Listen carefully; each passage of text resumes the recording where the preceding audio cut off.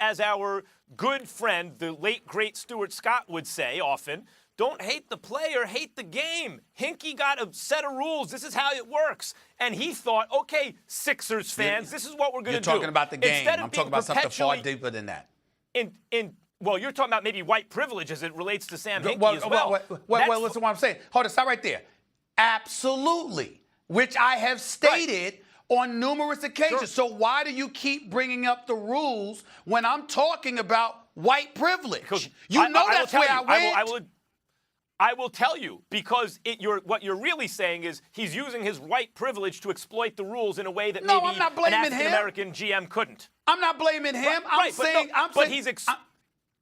Answer me this one question, Max. Do you know of any African-American executive in the history of professional sports that had a license to lose and would have kept his job into perpetuity if not for the commissioner getting involved and saying the fourth largest market in the United States of America can't go out there and lose on purpose like this? Do you know of anybody else, any African-American would have been in that position? No, I said no. I said no 5 times, and I've said no when you've brought that up in the past. But my point is, as it relates to that privilege, is not that others should abandon that privilege. It's that everyone should be so privileged. In other words, there shouldn't be things keeping or restraints on anyone doing the best possible job they can. So once we've okay, and it shouldn't. You're saying it does, and I'm saying I agree with you about that point. We do know it happens, but it didn't happen to Hinkie until eventually it did. Until the league got involved and said, yes, we know these are our rules, but we think you're exploiting them too much. Hey, Adam Silver, change the rules if you don't like the way he's exploiting it.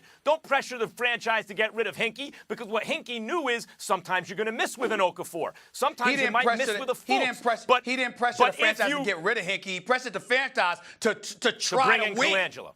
To try to win. No, he pressured the franchise to try to win.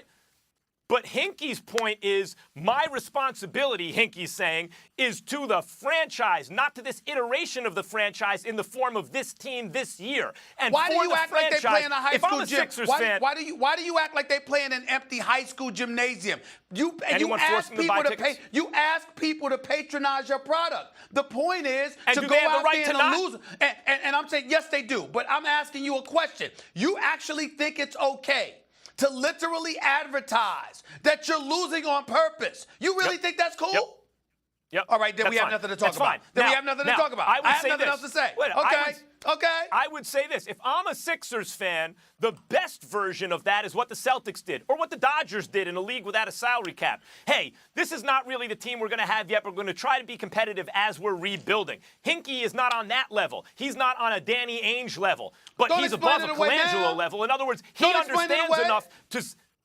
If I you said it was all right to lose on purpose. You said it's all right to lose on purpose. Yeah, of course and it is. advertise that to the fans. Who doesn't know that? It's perfectly okay. You said it's okay. Yes. We have nothing else to talk about. You think tanking's okay? Why? You don't think tanking's okay? I don't think tanking's okay. Are you a Sixers fan? Not for seasons. Are you a Sixers fan? Not for several seasons, Max. Not for several seasons, Sixers fans. Let me make you this deal, Stephen A. Smith.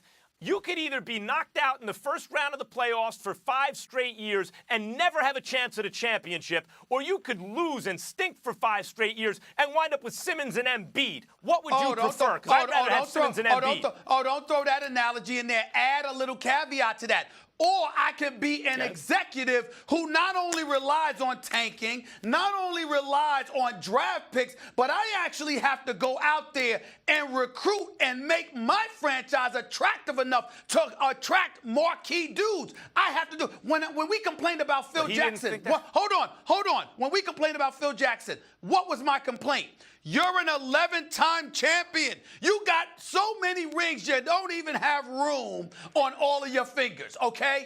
That's how many championship rings you have. If you're going to be the president of basketball operations for the New York Knicks and you're not going to coach, you can't even get LeBron or KD to even sit down and have a conversation with you? That is atrocious. You have to, not just as in terms of picks, not just in terms of cap space. You are supposed to go out there as an executive and recruit as well, which they didn't have an obligation to do under the Sam Hinkie regime. That is a fact. A lot of times, people who think like you as GMs mire their teams in mediocrity because they go after the best available free agent who's good enough to get them in the playoffs. Now they have cap problems. Jerry West, now they're not getting top draft picks. Now they're not getting top draft picks, and they don't have money to sign the real superstar free agents who don't want to play with them anyway. Can I finish the sentence? But this is the same Max Kellerman that raved about Jerry West, who went and stole Shaquille O'Neal from Orlando like a thief in the middle of the night. Because Jerry West will go out there and get guys going. Wait, you're making...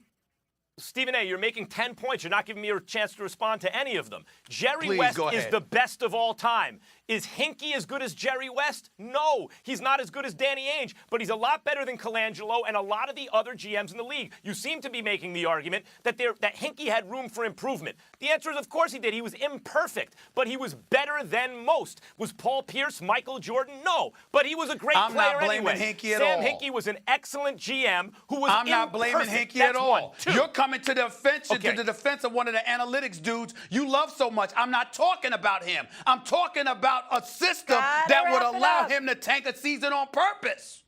That's what I'm talking about. So that's what, when I say don't hate the player, hate the game, what I'm saying is the NBA has created a perverse system of incentives, everyone knows this, with the way their draft works that incentivizes teams to be bad. All Hinkie did was say, we're not going to be bad for a season, we're going to be bad for a number of seasons, so we don't just get okay, we get amazing.